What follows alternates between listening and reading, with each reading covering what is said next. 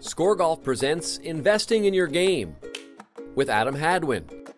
Brought to you by TD Waterhouse Discount Brokerage. Adam, today we want to talk about a really good way to lower your score, and you don't have to change your swing, you don't have to change the clubs you're using or anything. It's just really on thinking a little bit more around the golf course, and it's about trying to play percentages. And we were talking before we started about playing a par 5, that sometimes it's not always the best idea to go for it in 2, and that's the kind of example I think where people can learn from. Give me some examples that you would think of. Yeah, I think that par 5 going for it in 2, maybe you might have to hit it 230 or 240 to clear a creek, and your Sunday best is 240. Might not be the best idea to try and play it.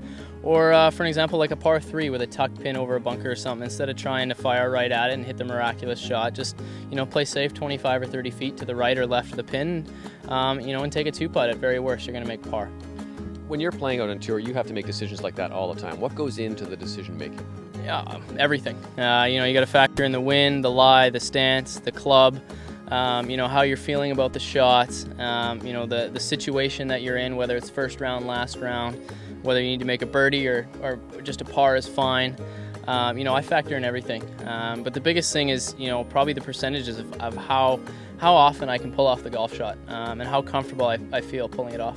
And that's obviously the same kind of thinking that the average golfer out there should be taking into consideration, and maybe, as you said, take the big number off the card. Yeah, for sure. That's the easiest way I feel to lower your scores without changing a thing. Just think a little bit differently on the golf course. You're standing in a par 5, you got 220, you can only hit your 3-wood 230, and you got to clear a creek.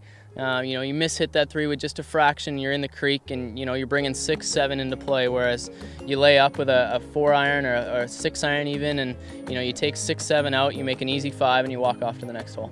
That's great thinking, and long-term, that's something you can apply to your game to help you lower your scores.